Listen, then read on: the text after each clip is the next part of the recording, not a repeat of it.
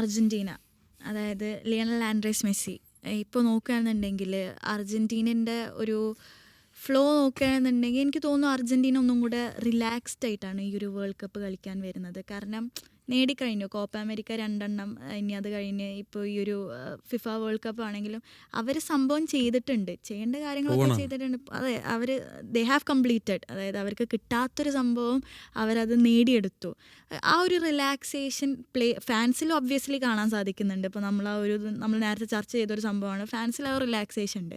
അപ്പോൾ ഇനിയിപ്പോൾ മെസ്സിക്കാണെങ്കിലും കഴിഞ്ഞ വേൾഡ് കപ്പിൽ മെസ്സി എത്രത്തോളം, കാരണം ഇതൊരു ലാസ്റ്റ് സംഭവം ആവും എന്നുള്ളത് മെസ്സിയുടെ മൈൻഡിൽ ഒരു വൺ ലാസ്റ്റ് ഡാൻസ് എന്നൊക്കെ പറഞ്ഞ് നമ്മൾ കുറേ പ്ലേയേഴ്സിനെ പറഞ്ഞിട്ടുണ്ടായിരുന്നു.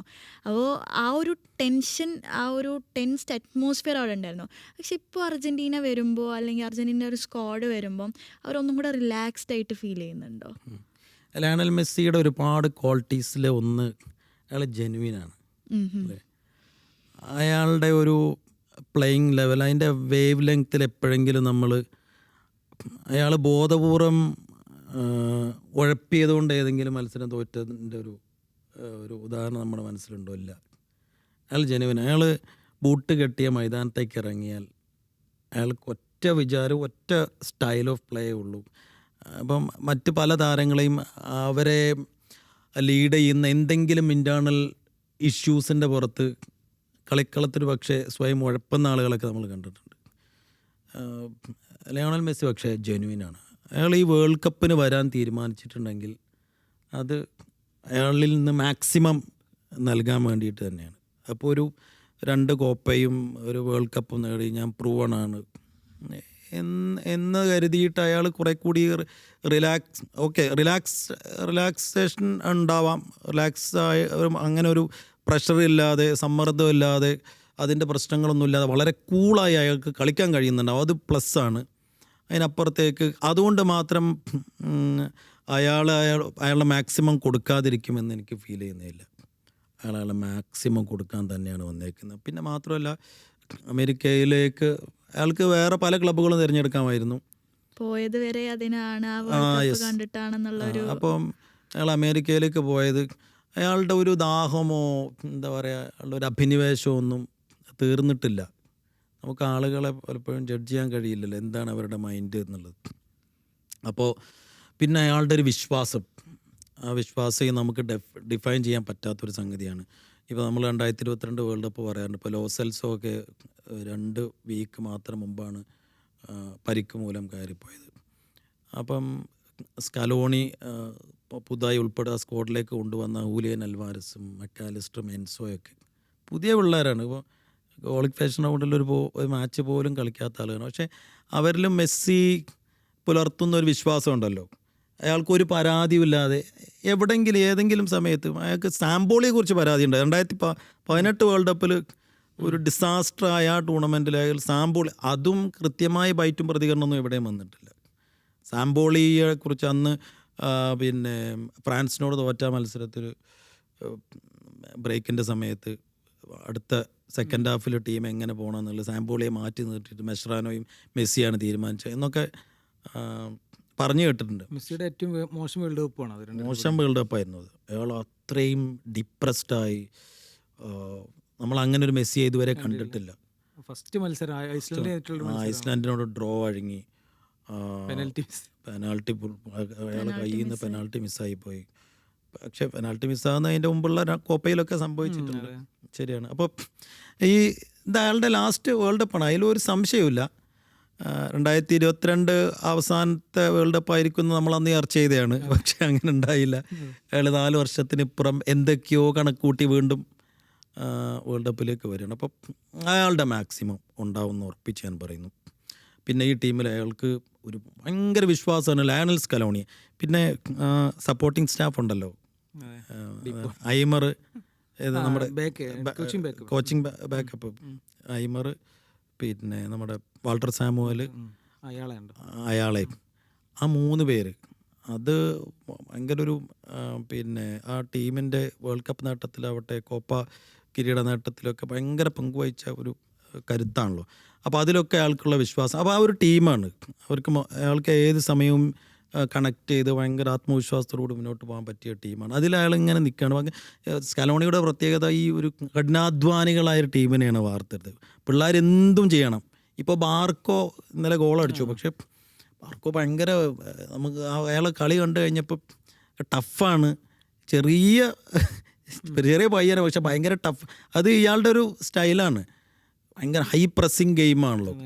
അതിലാകെ ഒരു ഈസി എന്താ പറയുക, ഒരു അങ്ങനെ അധ്വാനിക്കാതെ കളിക്കാൻ ഒരു ഒഴിവഴിവ് കൊടുത്തത്, റിലാക്സേഷൻ കൊടുത്തത് മെസ്സിക്ക് മാത്രം. ഡിമരിയ വരെ ഒരേ സമയം ബോക്സ് ടു ബോക്സ് കളിക്കണം, എല്ലാവരും ബോക്സ് ടു ബോക്സ് കളിക്കണം എന്നുള്ളതാണ് അയാളുടെ ലൈൻ.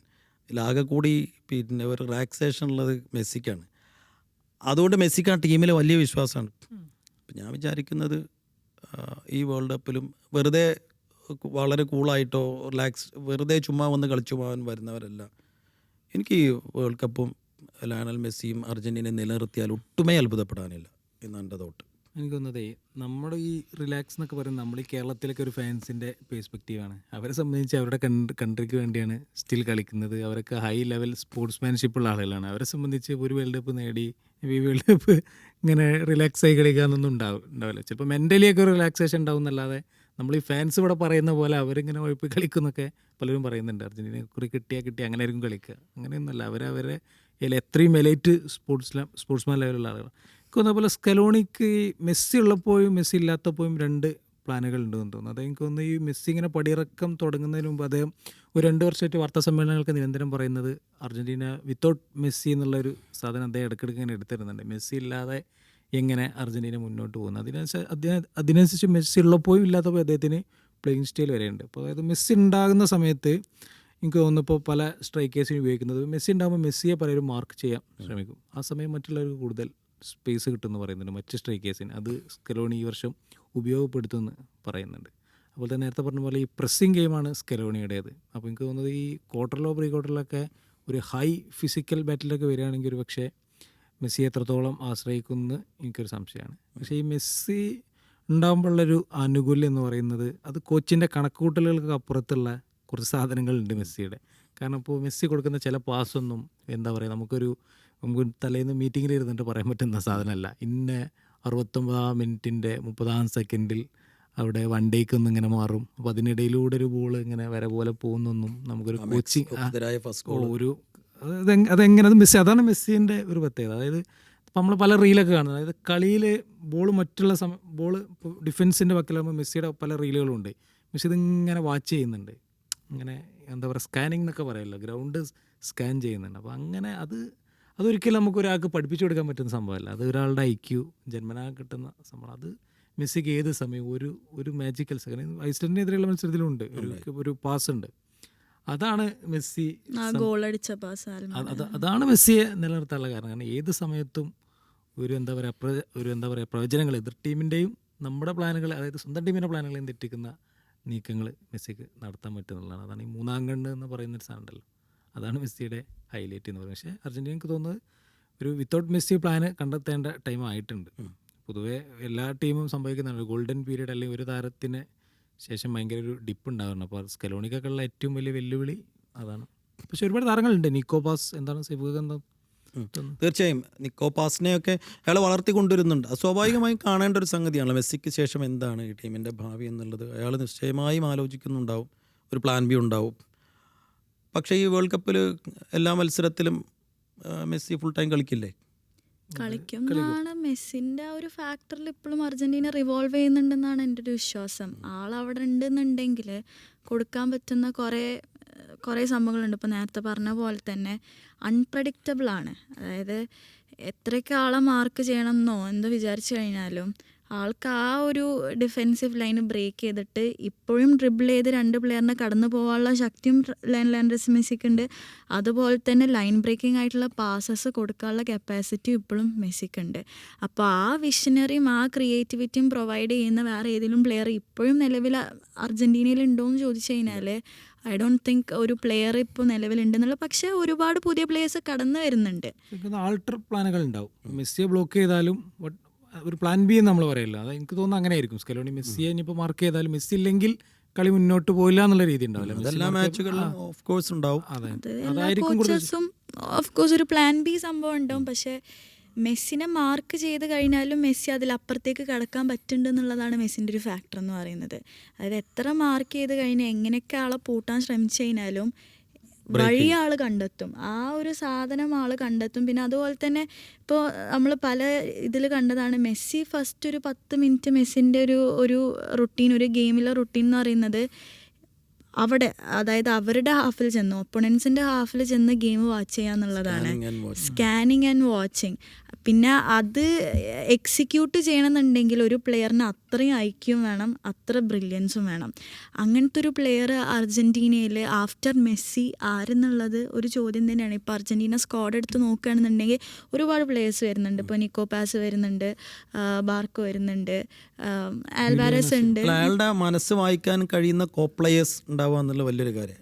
ഡിമരിയ അയാളുടെ അയാൾ ഏത് ഭാഗത്തേക്ക് തിരിയുമെന്ന് ജഡ്ജ് ചെയ്യാൻ കഴിയുന്ന ഒരാളായിരുന്നു.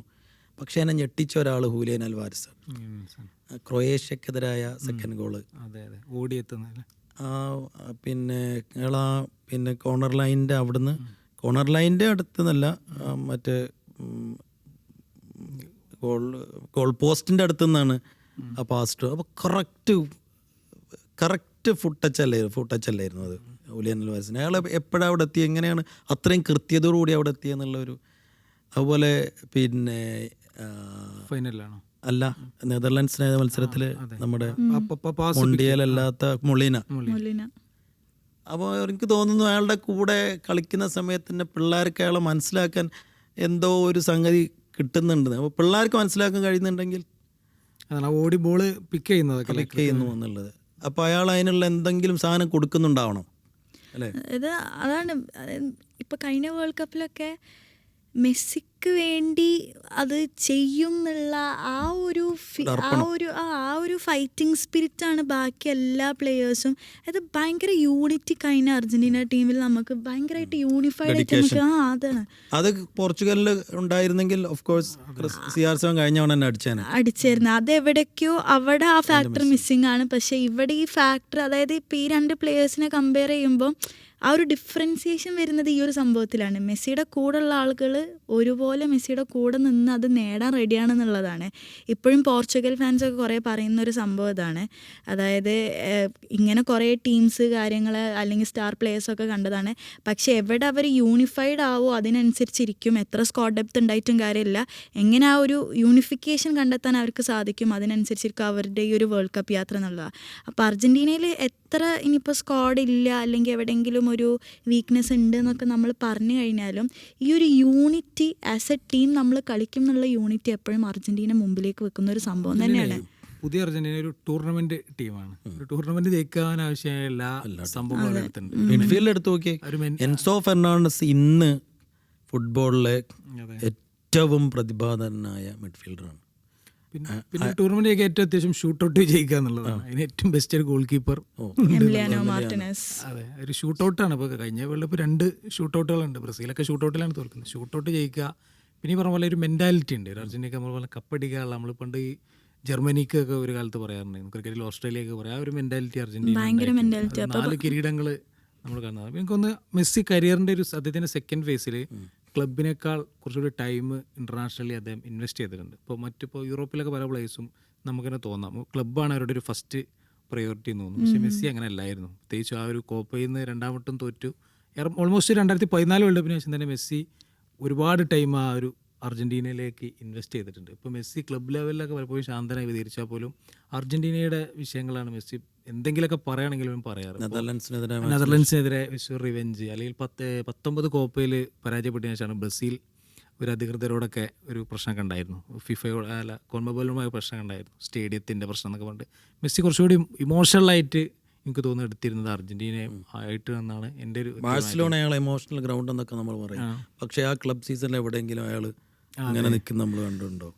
ആ ഒരു ബീസ്റ്റ് മോഡ് നെതർലാൻഡ്സിന്റെ എതിരെയുള്ള മാച്ചിൽ ഭയങ്കര വേറൊരു മെസ്സിനെയാണ് ആ മാച്ചിൽ കണ്ടിട്ടുണ്ടായിരുന്നത്. നാഷണൽ ജേഴ്സിയിൽ ഇറങ്ങുമ്പോൾ അയാൾക്ക് എന്തോ ഒരു പുതിയ കരിയറിൻ്റെ എനിക്കൊന്ന് ഫസ്റ്റ് ഞാനിപ്പോൾ 2010 വേൾഡ് കപ്പിലൊന്നും എനിക്ക് അത്ര തോന്നിയിട്ടില്ല അങ്ങനെ. പക്ഷേ അതന്ന് മെസ്സിയെ പലരും കളിയാക്കിയിട്ട് പറഞ്ഞ പേരുകളൊക്കെ ഇപ്പോൾ പലർക്കും ഓർമ്മയുണ്ടായിരുന്നു. പക്ഷേ 2ാം ഫേസിൽ മെസ്സി അത് ബോധപൂർവ്വം അതിൽ ഇൻവെസ്റ്റ് ചെയ്തിട്ടുണ്ട്. എനിക്കൊന്ന് സ്കലോണി വന്നപ്പോഴാണ് അദ്ദേഹത്തിൻ്റെ ഒരു കറക്റ്റ് ടീമിനെ കിട്ടുന്നത്. സ്കലോണിയും പിന്നെ കോച്ചിങ് സ്റ്റാഫും. അതെ, കോച്ചിങ് സ്റ്റാഫും. അതെ, പിന്നെ അയാൾക്ക് ഐമർ അയാളുടെ ഐക്കൺ പ്ലെയർ ആണെന്ന് പുള്ളി തന്നെ ഡിക്ലെയർ ചെയ്തായിരുന്നു. അപ്പോൾ ഐമർ അവിടെ നിൽക്കുന്നു, പിന്നെ അയാളെയും പിന്നെ സ്കലോണിയും ഒരുമിച്ച് കളിച്ച ആളുകൾ കൂടിയാണ്. എല്ലാവർക്കും ആ ഒരു ഇത് ഇഞ്ചെക്ട് ചെയ്തിട്ടുണ്ട്. എല്ലാ പ്ലേയേഴ്സിനും ഒരു സാധനം ഇഞ്ചെക്ട് ചെയ്തിട്ടുണ്ട്. ഇതിൽ നമുക്ക് അർജന്റീന എന്ന് പറയുന്ന ഒരു പ്രൈഡ് ഒരു ഉണ്ടാക്കിയിട്ടുണ്ട്. ഇത് കപ്പടിച്ചിട്ടേ നമ്മൾ അടങ്ങും എന്നുള്ളൊരു സാധനം. പണ്ടൊക്കെ മെസ്സി പെനാൾട്ടി എടുക്കാൻ പോകുമ്പോൾ നമുക്ക് ആളിൽ ആ ഒരു ഫിയർ കാണാൻ സാധിക്കലുണ്ടായിരുന്നു. പക്ഷേ ഇപ്പോൾ നമുക്ക് അത് കാണുന്നില്ല. Very confident, ready to take and ready to. അതാണ് ഈ ടൂർണമെന്റിൽ ഏറ്റവും ഡേഞ്ചർ ആക്കുന്നത്.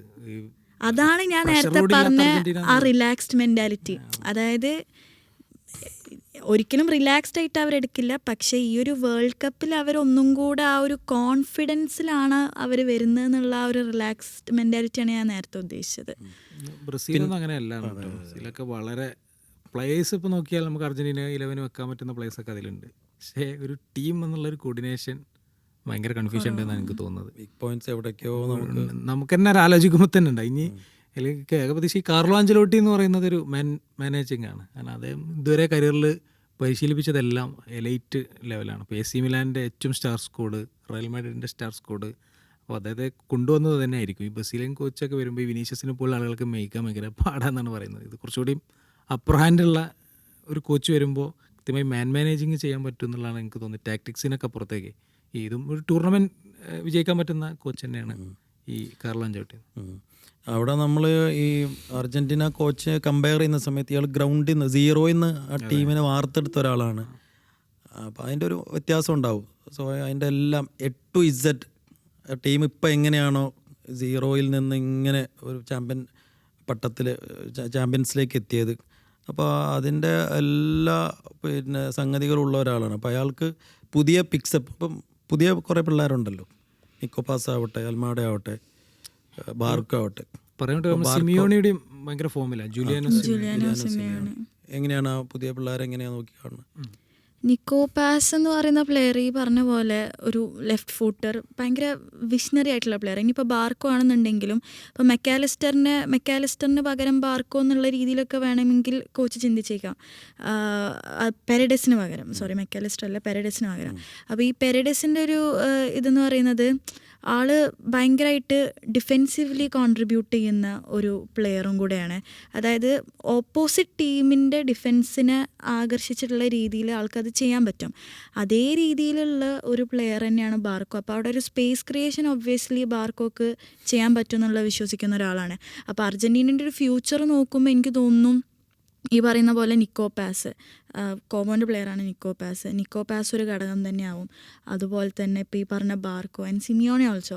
സിമിയോണെ എന്ന് പറയുന്ന അത്ലറ്റിക്കോ മാഡ്രിഡിൻ്റെ ഈ ഒരു സീസണിൽ സിമിയോണിൻ്റെ കോൺട്രിബ്യൂഷൻ ഭയങ്കരമായിരുന്നു. ആ ഒരു റൈറ്റ് വിങ്ങിൽ പലപ്പോഴും ആൾ കളിക്കുമ്പം ആളുടെ ഒരു എക്സെപ്ഷണൽ എബിലിറ്റി ഞാൻ കണ്ടത് ആളുടെ സ്പീഡ് തന്നെയാണ്. ആ ഒരു സ്പീഡ് മൂവ്മെൻറ്റിൽ തന്നെ ആ റൈറ്റ് വിങ് ആൾക്ക് മൊത്തത്തിൽ പല പ്ലേയേഴ്സിനും മറികടന്ന് പോകാൻ പറ്റുന്നുണ്ടെന്നുള്ളതാണ്. അപ്പോൾ സിമിയോണിനെ പോലത്തെ ഒരു പ്ലെയറും ബാർക്കോനെ പോലത്തെ ഒരു പ്ലെയറും നിക്കോ പാസിനെ പോലത്തെ ഒരു പ്ലെയറൊക്കെ തീർച്ചയായിട്ടും അർജൻറ്റീനയുടെ ഫ്യൂച്ചർ സ്റ്റാർസ് തന്നെയാണ്. പക്ഷേ ഈ വേൾഡ് കപ്പിൽ വരുമ്പം എനിക്ക് തോന്നുന്നു ഇപ്പം നമ്മൾ ഈ ടീം കാര്യങ്ങളെന്നൊക്കെ പറഞ്ഞു, പക്ഷേ എവിടെയൊക്കെയോ ഡിഫെൻസീവ്ലി അർജൻറ്റീന വീക്കായിട്ടുള്ള പോലെ എനിക്ക് ഫീൽ ചെയ്തിട്ടുണ്ട്. അതായത് 4 വയസ്സ് കൂടുകയും ചെയ്തു കഴിഞ്ഞ വർഷത്തെ 4 വയസ്സ് കൂടുകയും ചെയ്തു. ഒറ്റമൻ്റെയാണ് ഇപ്പോഴും ആ ഒരു ഡിഫെൻസിൽ ഉള്ളത്. അപ്പോൾ ആൾ എത്രത്തോളം കോൺട്രിബ്യൂട്ട് ചെയ്യും. ടോട്ടൻഹാമിൻ്റെ സീസൺ എങ്ങനെ പോയത് നമുക്കറിയാം. അവിടെ ഒരു സൈഡിലുള്ളത് റൊമേറോ ആണ്. ഇനിയിപ്പോൾ ഫുൾ ബാക്സ് നോക്കുകയാണെന്നുണ്ടെങ്കിൽ മൊണ്ടിയലുണ്ട്, ഒരു വശത്ത് മൊണ്ടിയലുണ്ട്, മൊലീന ഉണ്ട്, ടെഗ്ലഫിക്കോ ഉണ്ട്, അതുപോലെ തന്നെ മെഡീന ഉണ്ട്. ഇപ്പോൾ മെഡീനൻ്റെ ഒക്കെ ഒരു പ്രത്യേകത എനിക്ക് തോന്നുന്നു ലിസാൻഡ്രോ മാർട്ടിനസും. എനിക്ക് മാഞ്ചസ്റ്റർ യുണൈറ്റഡിൻ്റെ ഒരു സീസണിൽ ആൾ ഇഞ്ചേർഡ് ആയിരുന്നു, കാര്യങ്ങളായിരുന്നു. അപ്പോൾ ലീച്ചോ ഇനി വരുമ്പം എത്രത്തോളം ആ ഒരു ഡിഫെൻസിന് എങ്ങനെ അവർ കോർഡിനേറ്റ് ചെയ്ത് കൊണ്ടുപോകും എന്നുള്ളത് ഒരു ക്വസ്റ്റ്യൻ തന്നെയാണ്. അതായത് അറ്റാക്കിങ്ങിലും കാര്യങ്ങളൊക്കെ നോക്കുകയാണെന്നുണ്ടെങ്കിൽ അണ്ടർസ്റ്റാൻഡിൽ കളിക്കാൻ പറ്റുന്ന കുറേ സംഭവങ്ങളുണ്ട്. പക്ഷേ പ്രതീക്ഷ ഇതാണ്, ഇപ്പോൾ ഒറ്റമെൻഡിയെ പോലത്തെ ഒരു പ്ലെയർ ഈവൻ തോ ഏജ്ഡ് ആണ്, കാര്യങ്ങളാണ്, ഒക്കെ ശരിയാണ്. പക്ഷെ when it comes to Argentina അല്ലെങ്കിൽ അർജൻറ്റീന എന്നുള്ള ആ ഒരു ബാഡ്ജ് വരുമ്പം അവർ എല്ലാം മറന്ന് അതിന് വേണ്ടി ടു ദി എൻഡ് ഫൈറ്റ് ചെയ്ത് കളിക്കും എന്നുള്ളതാണ്. അങ്ങനെ ഒരു ഡിഫൻസിലെ പിന്നെ ഒരു വീക്കായ ഒരു അവസ്ഥ എല്ലാ കാലത്തും അർജന്റീന അർജന്റീനയ്ക്ക് നേരിട്ടിട്ടുണ്ട്. അതെ, 10-ലൊക്കെ അപ്പോഴൊക്കെ മിഡ്ഫീൽഡേഴ്സിനെ വെച്ചിട്ടാണ് അത് പരിഹരിച്ചു പോവുക. അത് ഇപ്രാവശ്യം നല്ല മിഡ്ഫീൽഡേഴ്സ് അല്ലേ. എൻസോ ഒക്കെ കുറച്ച് ഡിഫൻസീവ് എൻസോ എൻസോ ആവട്ടെ, മെക്കാലിസ്റ്റർ ആവട്ടെ, ഈവൻ ഡിപ്പോളോ ആവട്ടെ, ഗംഭീര മിഡ്ഫീൽഡേഴ്സാണ്. ഇപ്പോൾ സ്ട്രൈക്കേഴ്സ് നോക്കുകയാണെങ്കിലും ഉലിയാൻ അൽവാരസും ഇപ്പുറത്ത് നമ്മുടെ ഇന്റർ മിലാൻ്റെ ലൗട്ടാരോ മാർട്ടിനസ് ആണെങ്കിലും ഒക്കെ നല്ല ഫിനിഷേഴ്സാണ്. പിന്നെ ഓഫ് കോഴ്സ് മെസ്സി ഉണ്ട്. അപ്പോൾ ഈ ഡിഫൻസിലെ ഈ ദൗർബല്യങ്ങളെയൊക്കെ മിഡ്ഫീൽഡ് വെച്ച് മറികടക്കാൻ കഴിയുമെന്നാണ് 2022 തെളിയിച്ചത്. അപ്പോൾ ഫൈനലിലടക്കം 3 ഗോൾ അടിച്ചിട്ട് ആ 3 ഗോളും വഴങ്ങിയില്ലേ. ഒരു ഫൈനൽ മാച്ച് 2 ഗോളിന് ലീഡ് ചെയ്തിട്ട് ആ 2 ഗോളും കൺസീഡ് ചെയ്തു പറഞ്ഞു കഴിഞ്ഞാൽ അത് ഡിഫൻസിൻ്റെ പോരായ്മ തന്നെ ആയിരുന്നില്ലേ. അപ്പം എനിക്ക് തോന്നുന്നു അതിനുള്ള വഴികൾ. അല്ല ശരിയാണ്, attacking is the best defence എന്നാണല്ലോ. അറ്റാക്ക് ബോൾ നമ്മൾ പൊസഷൻ ക്ലബ് ലെവലിനേക്കാളും ഇന്റർനാഷണൽ ലെവലിൽ പലപ്പോഴും ഒരു ഏജ്ഡ് ആയിട്ടുള്ള ഡിഫൻഡേഴ്സ് ഉണ്ടാവാറുണ്ട്. ലോകകപ്പൊക്കെ ഇറ്റലിയുടേതായാലും ഒക്കെ പെപ്പയൊക്കെ ഏത് വയസ്സ് വരെ പോർച്ചുഗൽ കളിപ്പിച്ചിട്ടുണ്ട്.